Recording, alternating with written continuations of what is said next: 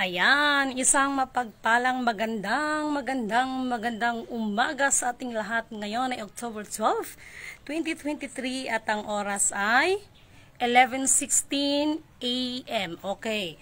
Una at higit sa lahat ay nais ko munang itataas sa aking pinupuri, dinadakila, nilululhati, sinasamba, pinasasalamatan ang pinakadiyos ng kaliwanagan, ang banal na espiritu at ang inang lupa. Okay, mga minamahal kong mga kapatid, no, kumusta kayong lahat? So, anyway, ipagpaumanin ninyo kahapon kung bakit hindi ako nakapag-vlog na nagsalita ako na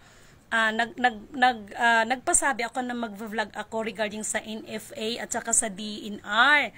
Okay, unahin ko muna sa NFA ha. Siyempre, ang higit sa lahat na makakapag-utos nito ay siyempre ang ating mahal na Pangulong PBBM. So, remind ko lang sa lahat ng mga NFA, ano bang pwede kong tawag nito? Diba National Food Authority? Lalo na yung mga imbaka ng natin ng bigas. Mga minamahal kong mga kapatid, lalo na sa ating mahal na Pangulo, na kung po pwede ay pakiusapan itong ating mga opisyal ng na nandyan sa NFA na itong mga bigas natin ay hanggat maaari ay i-safety, no, kasi marami pong magaganap na mga baha sa iba't ibang panig, no, dito sa atin sa Maharlika Nation natin, no. So baka yung mga warehouse, no, lalo na sa NCR ay baka mamaya masira yung ating mga imbak na bigas dyan. Okay.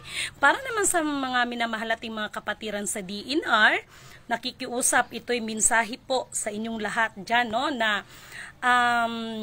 hindi ko naman sinabi na kayo ay nagkulang, pero remind lang po, no, paki-double check po sa pagdating ng pagdating sa kalakaran ng ating kapaligiran, lalo na sa ating kalikasan, no? Kasi lalo na doon sa mga nagtitreasure, kasi mas lalo na ngayon na magkaroon ng iba't ibang katakot-takot na baha, no, sa iba't ibang panig ng buong Maharlika Nation. So, malaki ang ugnayan ng NFA at saka DNR kasi syempre may kasama din diyan, no, pati mga agriculture natin,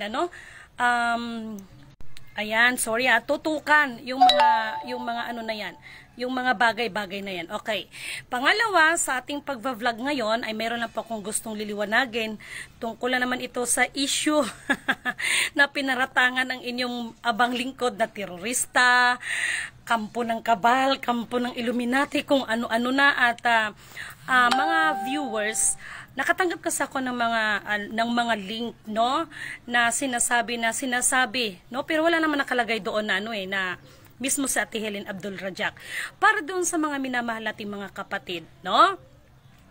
Ito lang masasabi ko, whatever it is na mga issue dyan, no, never pong si Lidimin ay nag-attempt, no, sa buhay ng ating kapatid na sa Ate Helen Abdul-Rajak. Sino ba ang nagsasalita na pampugutan ang ulo kapag hindi sumusunod sa gusto nila? Si Lidimin Canuto ba? Di ba hindi? At alam ng mga viewers yan, maging sa panig na Ate Helen, ang inyong kinikilalang reyna ang nagsalita niyan, hindi si Lidimin. So, ang daming nakarating sa akin, kaya lang isa lang masasabi ko diyan, no? Ang Lidimin Canuto ay hindi po takot sa mga bagay na yan kasi kilala ko sa Ate Helen Abdul-Rajak, no? Minsan ko na siyang nakasagupa, kundi minsan ko na siyang nakasalamuha. And then, to make the story short, no?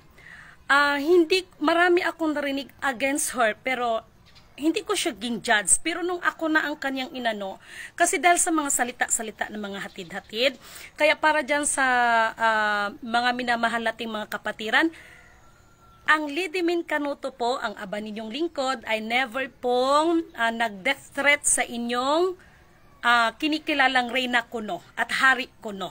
No, may kuno yan ha, take note, may kuno yan, no? So, Ate Helen, ko ano man ang problema mo sa iyong pamumunuan, tanungin mo ang sarili mo dahil sa totoo lang, marami po kayong mga tagasunod, members, marami po kayong mga viewers, higit sa lahat mga members, at marami po kayong naging leaders, no?